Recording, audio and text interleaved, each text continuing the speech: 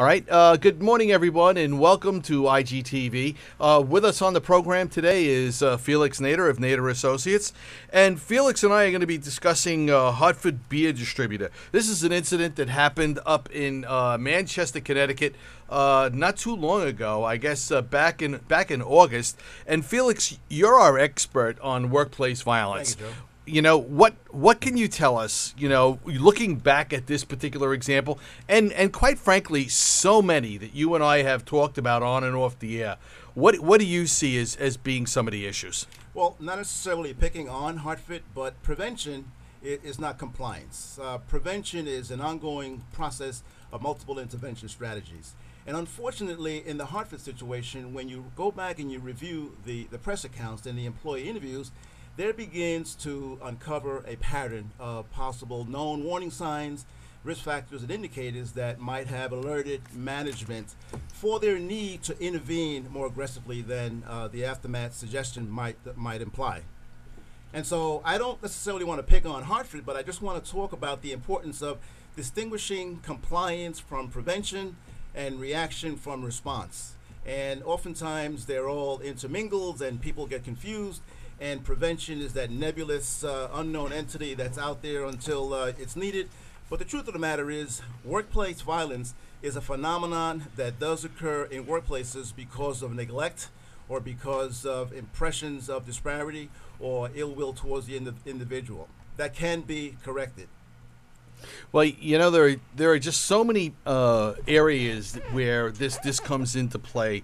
I note, in some of our discussions, you were talking to somebody as you were going through Roanoke, Virginia. Yes. Yeah. Well, this just goes to show because the needs for this kind of education and this kind of security awareness training.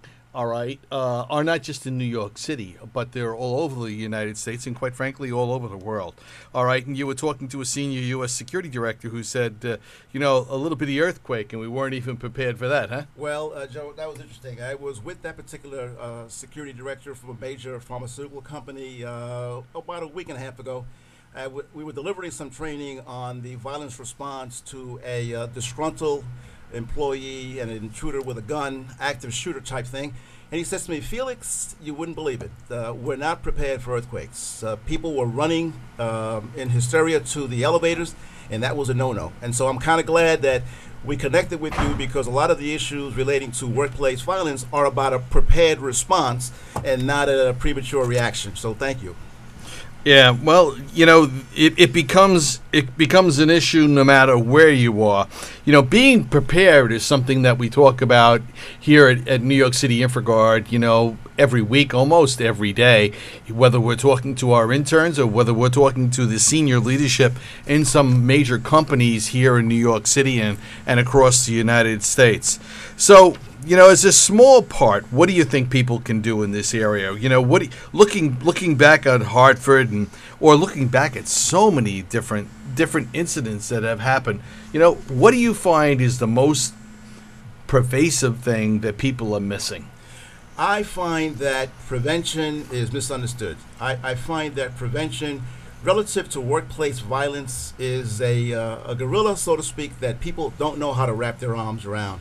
And so, therefore, there's a denial criteria that comes into play where people say it won't happen here or workplace violence is not preventable. And both are myths. Going back to Dr. John Barron's days, he lists 10 myths, and I harp on these 2 myths because workplace violence is preventable.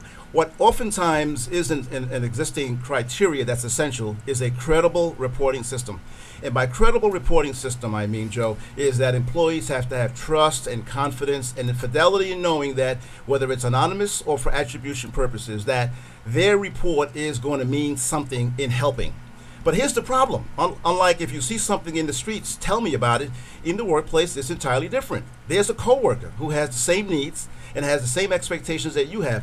Do you want to drop a dime on that person?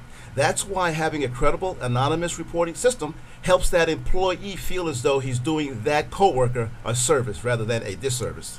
Well, you're absolutely right. Getting, I guess, buy-in by a lot of the employees within a governmental agency or a private sector company are very important. And having the appropriate planning and process all, kind of laid out like railroad train tracks for people to follow along. An anonymous system, wow. It works. Great idea. Absolutely great idea. I noticed in one of the things you were talking about, was the shooter a victim turned renegade, or was he deranged, suffering from some other issue? And there are a plethora of issues, as you indicate. Absolutely. It's interesting how when a person engages in a workplace homicide, all of the lawyers and all of the naysayers come out of the woodworks and say he had indicated a pattern of suspicious behavior. Well, if he had indicated a pattern of suspicious behavior and predisposition for violence, where was the prevention? Where was the intervention? And so I'll submit to you that when media finds these employees who are insiders and who knew what was going on, invariably there's a painted picture of what really was transpiring. It didn't just begin, it happened over time. A person that is hardworking and dutiful in what he or she may do doesn't wake up the next morning and say, I want to come in and kill Joe Kincannon. That is a premeditated thought that has been conspiring in that person's mind for years. And the fruition of that homicidal act is similar to the planning that goes into the terrorist who deploys a bomb, goes home and sits down and watches it on the news media. It is a planned process, and he wants to get even. And so we can't just say the person was a psychiatric case. Yes, we can say it then, but the cumulative impact of that exposure may have contributed to that psychiatric condition and other medical problems. It's kind of funny you mention that, because I'm thinking of who contributes to workplace violence. Now, you can always say that the actor, right? Yes. You can always say, well, it's the actor, he contributed. But, don't we bear some sort of responsibility as corporate executives, Absolutely. All right, in preparing our own workforce and our own members, just in case, the wheels fall off the bus with one of our employees, whether there's a marital problem, whether there's an alcohol or substance problem, or maybe just it's an undetected, human behavior issue that maybe didn't make it past the scan in HR or something like that. There are a lot of different issues that come up, and corporate responsibility, planning for the unknown. Absolutely, and taking the plan to its possibility that it may be a requirement to put it into practice, and eliminating the stovepipe. You can't have a criminal misconduct situation relegated to one particular entity in the organization vis-a-vis HR and exclude the security people. I think it has to be an integration and a collaboration of resources. I think the security folks ought to play a more proactive role in the preliminary investigation of these anonymous or for attribution reported complaints, and then prepare a preliminary report that gets passed along to HR for possible disciplinary action or additional corrective action. But I think the stovepipe relationships that currently exist with denying that valuable resource and asset called the security director from integrating those years of experience into bringing the prevention nature of what we call workplace violence prevention into a credible package between HR, security, safety, medical, and all the other entities in our organizations. Great discussion, Felix. Thanks for making it in. Before we go, do you have any wrap-up or summary articles you want to lay on us? Well, I'm always hearkened by Hartford, but I'm also hearkened by another shooting incident that happened, MCOR, in Albuquerque, New Mexico, and of course the recent shooting in Philadelphia. I believe it was Nabisco, I think it was.